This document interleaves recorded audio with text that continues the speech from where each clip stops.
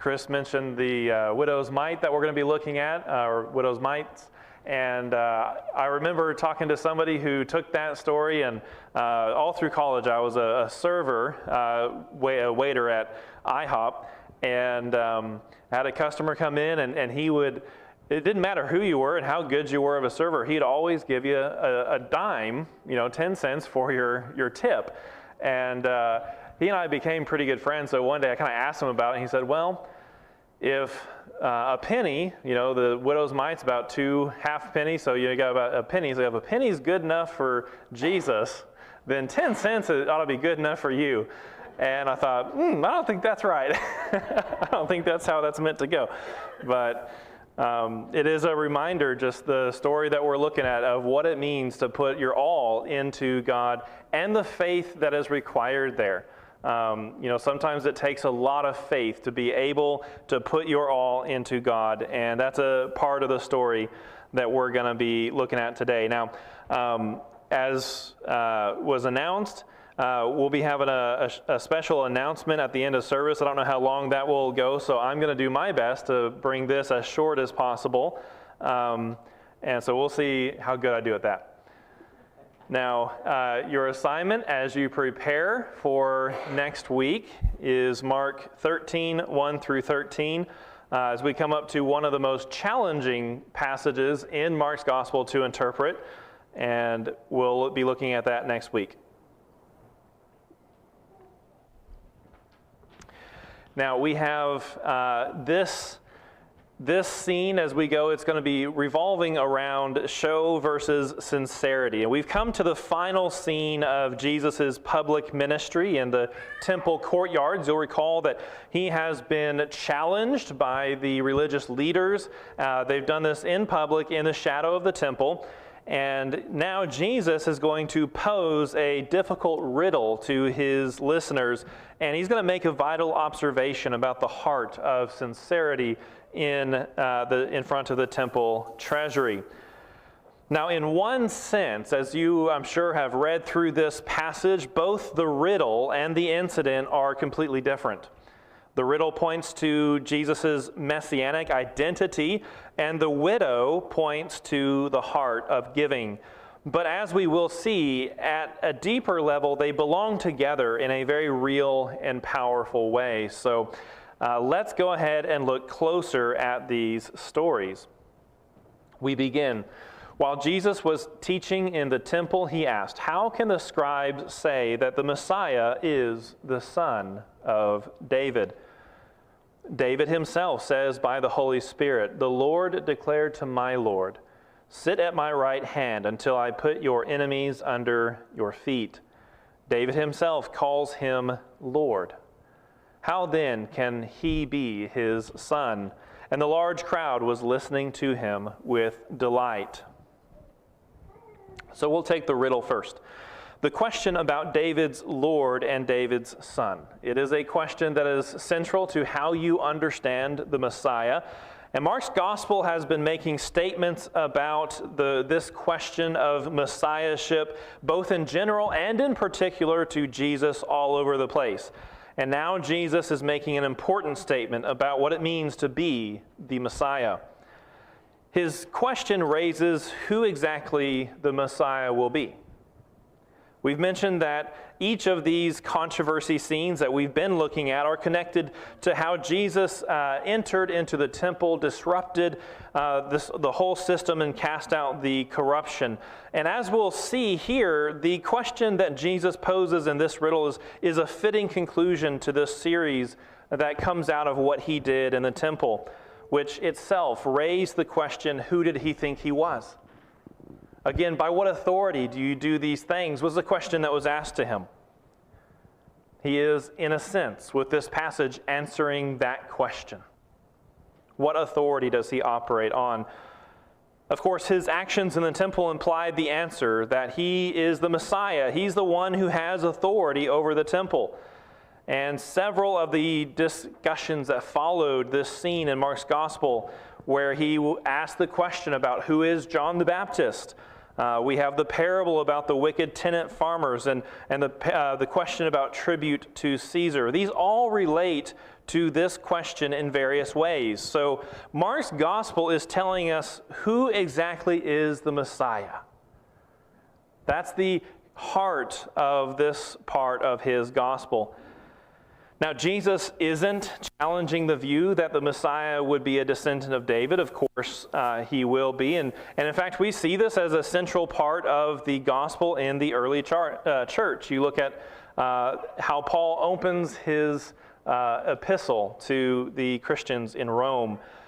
He calls himself a servant of Christ, called as an apostle and set apart for the gospel, which he promised beforehand through his prophets and the Holy Scriptures concerning his Son, Jesus Christ our Lord, who was a descendant of David according to the flesh, and was appointed to be the powerful Son of God according to the Spirit of holiness by the resurrection of the dead. And so we actually see the answer to the question that Jesus is asking here. In what sense is the Messiah the Son of David? We see that answer here, and we see that this is pointing to a deeper reality that, yes, the Messiah comes from David, from the throne of David. He sits on the throne of David in authority, but he is more than David. He is the Son of God, according to the Spirit of holiness. And so instead, Jesus is challenging the idea that the Messiah will be simply a king from David's line. He will be David's Lord as well as David's son. So to make this point, Jesus uses Psalm 110, which, if you look at church history, it becomes an important passage, an important psalm to the early church in explaining Jesus' ascension and lordship over the world.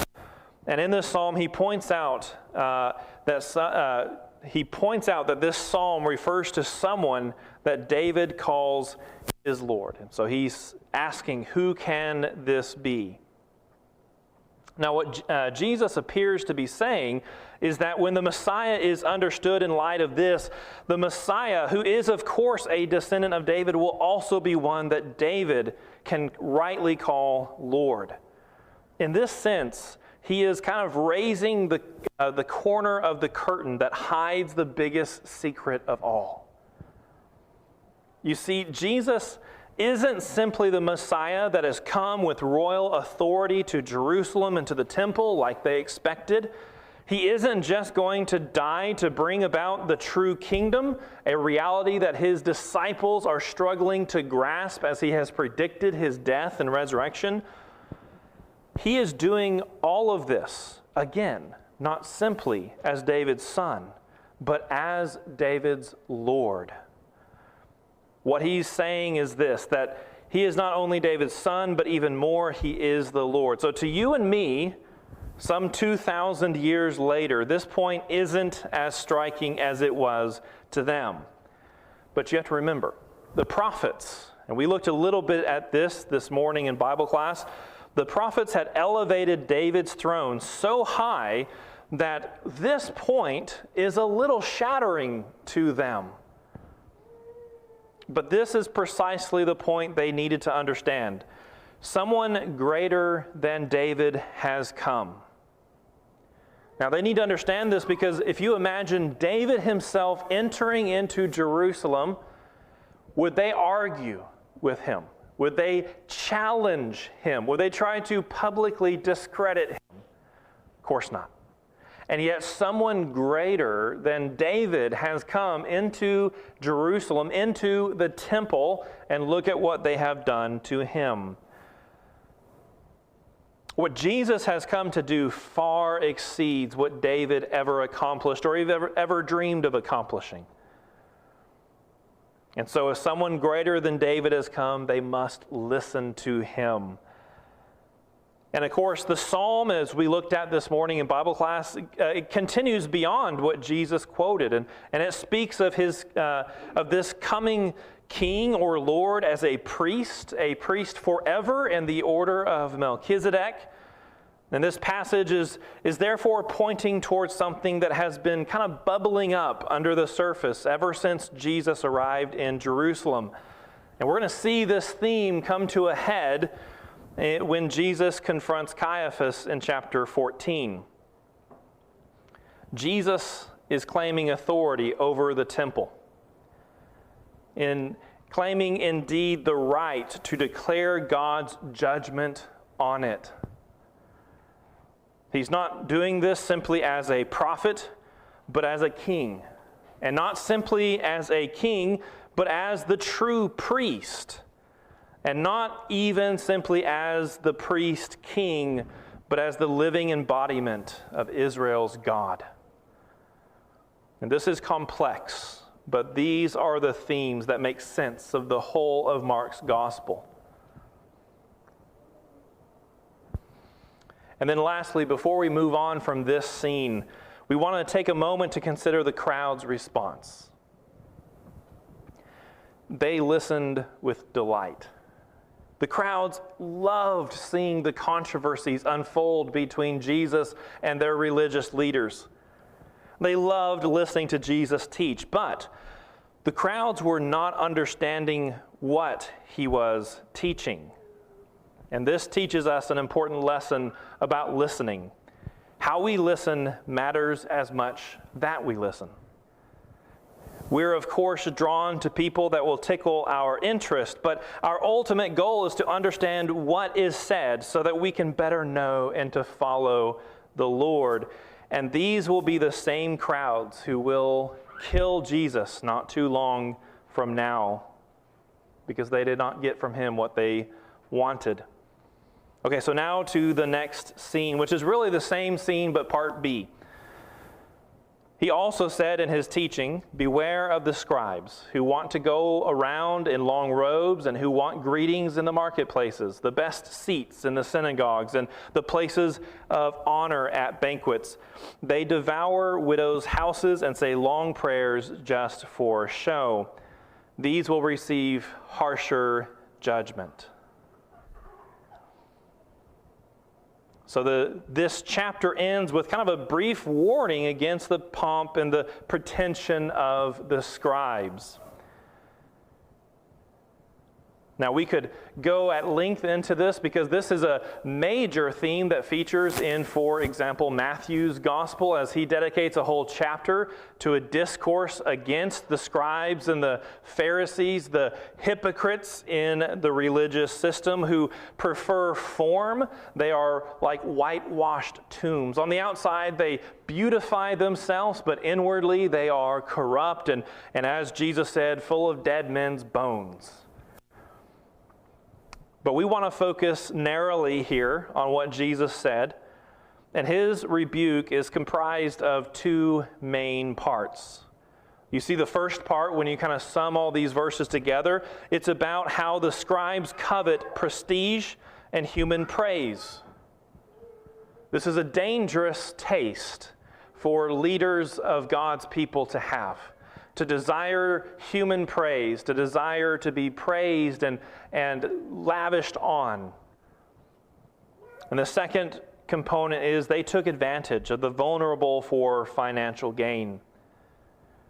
Now, regarding the first point, this was an obvious dig. The teachers of the law wore long white linen robes that would stretch all the way to the ground. In a very real sense, they adorned themselves in the very appearance of piety to make a good external impression on people. And they would call for the honorific greetings. In the synagogue, which is kind of their version of the church, they occupied the bench in front of the scrolls of the law and the prophets. And this was a posture that was full and rich in religious symbolism, but was empty in substance, as they were not teaching the meaning of the law and the prophets, as Jesus has said over and over again. So what Jesus condemns here is they're seeking honor for themselves instead of for God, whom they professed to serve. Concerning the second point, the teachers of the law were actually not allowed to be paid. So they were dependent upon the generosity of their patrons to be supported for their livelihood. And wealthy widows were especially preyed upon. They were known to go to such widows under the guise of spiritual ministry, and they would offer long prayers for them and take financial advantage of them. They were trying to swindle the poor and the vulnerable, and those who were vulnerable to such things that they would prey on. They were like the religious charlatans of our day that get on TV and they will say, hey, I have the power to heal, and it's all through faith. And so, what you sow, you'll get back tenfold. So, hey, give me $1,000, you'll get 10,000. Or maybe they'll say, hey, you're sick, then I'll heal you, right? And if you've got faith, show your faith by giving me $10,000, And they're charlatans. They're taking advantage of people through spiritual means, taking advantage of their vulnerability. So in this sense, many interpreters have actually read this passage as meaning that they're robbing the poor and the bereaved under the guise of personal guilt, and personal piety, and it doubles their guilt. It makes them so much worse. So Jesus promises harsher punishment. Those who serve should serve out of a heart for God, and they should fulfill their calling with a heart for God, not a heart to receive praise from human praise. So Jesus warns them of harsher punishment. And this brings us to our last scene, the scene that Chris referenced at the table. Sitting across from the temple treasury, he watched how the crowd dropped money into the treasury. Many rich people were putting in large sums. Then a poor widow came and dropped in 2 tiny coins worth very little. Summoning his disciples, he said to them, "Truly I tell you, this poor widow has put more into the treasury than all of the others. For they gave out of their surplus, but she out of her poverty has put in everything she had, all she had to live on." What a contrast. Whereas their scribes gave themselves airs and they sought a reputation for piety, the widow has given everything she had. Though it was not very much, she gave all for God's service. And this contrast is even more brilliant when we consider that when David's Lord became David's son, he did not use this as a means of gaining popularity or wealth or standing, but as the scribes had done, but instead he gives up his own life to save us.